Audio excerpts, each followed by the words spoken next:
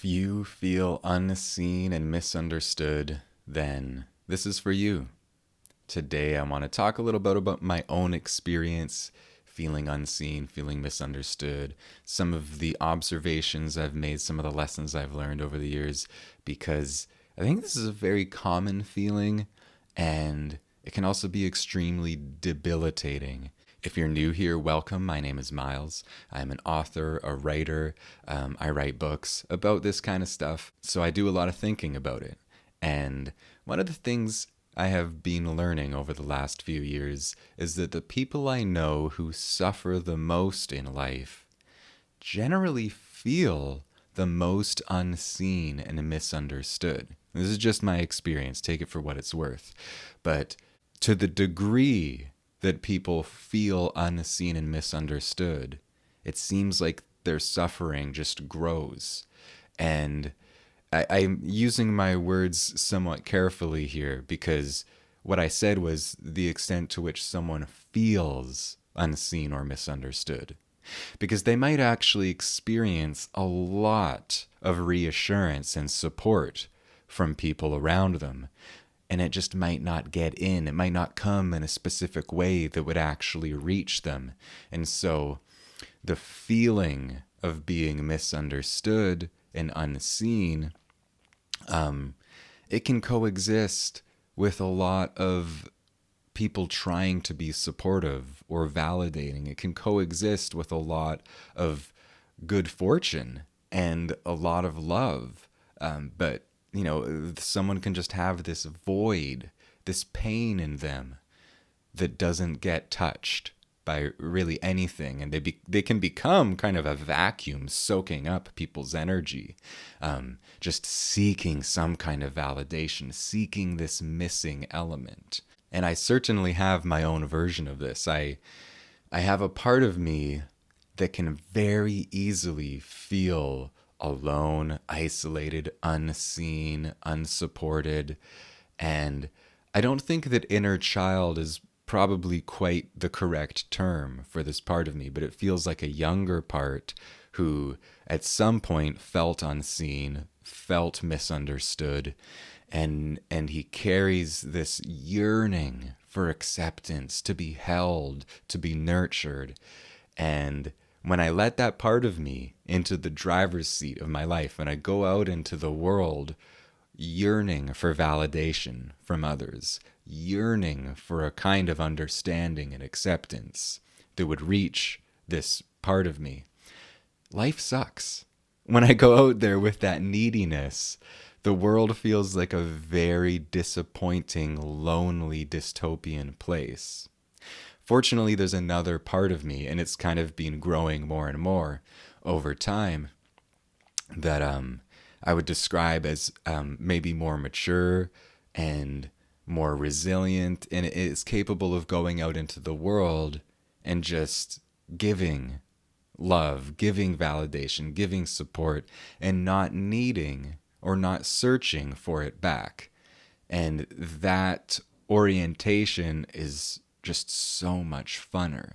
It's been a very gradual process of realizing, oh, when I go out into the world yearning for validation and acceptance and to be understood by everybody, life is very painful and horrible. But when I shift gears and life becomes about supporting others, when life becomes about realizing my gifts and strengths so that I can share them with others, not grasp for their attention or their validation or acceptance. No, it's about giving and expressing love. Then life becomes amazing. And instead of being this kind of awful dystopian wasteland, it becomes a canvas, and I have a paintbrush, which is my own actions and my own expressions, that colors in the canvas. Oh, there's all of these people that seem kind of like bummed out and they're not really that like interested in me. Well, maybe I can use my paintbrush of kindness or sincerity and see what kind of expressions I can share with them, and maybe if we can have some fun as we bump into each other in this world. And that's essentially the lesson that I've been learning on this level, in a nutshell, is that the more I allow myself to come from a place of seeking validation, of seeking to be held and understood, and seen in this really deep way by the world, the more I do that, the more disappointing life is. And the more I'm willing to give those things, to give validation, to really listen to others, to try to be supportive and kind without like reaching and grasping for anything back. The more I can do that and just like embody my strengths, the more I build my strengths. This is like a muscle of generosity that gets built by use. And the more I do it, the more I express validation and kindness, the more I'm experiencing those things, because that's what I'm filling my reality and my life with.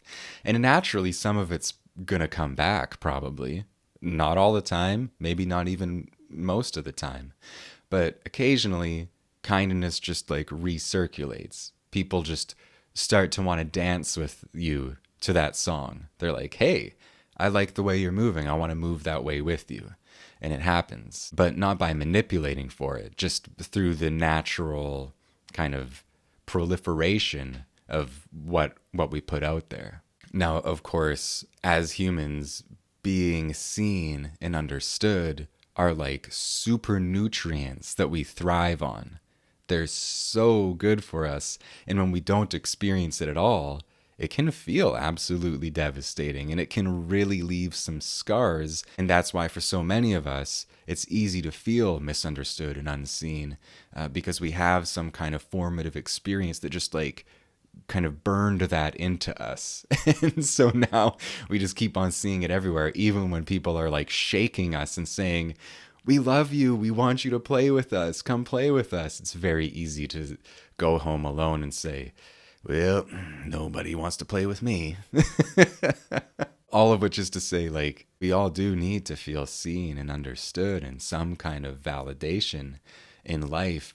I guess something I've been learning in the last several years is to seek that in very specific places and ways, to seek it in kind of the sanctuary of my life, the places and people I go to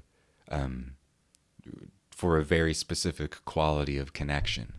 And when I'm just walking out into the wild world where everybody's carrying an unknown burden on their shoulders, it's not necessarily the place for me to go with my deepest vulnerability, wanting to feel seen and held and understood. In fact, it's really not the place to do that most of the time. And it's a much more appropriate place for me to go with a tank full enough for me to be giving and not expecting anything in return. And so I've got my places that I've learned to go to fill up. Nature is a huge one for me. Specific friendships, specific people that I would call elders, specific kinds of art or literature that just ground me and fill me up and give me a sense of feeling connected and understood in a very deep way so that I can fill up my tank and go into the world and share. And then sometimes just life experiences themselves are so rich, and just the act of expressing appreciation and gratitude to others can be itself one of the most powerful forms of nourishment, one of the most powerful forms of filling up.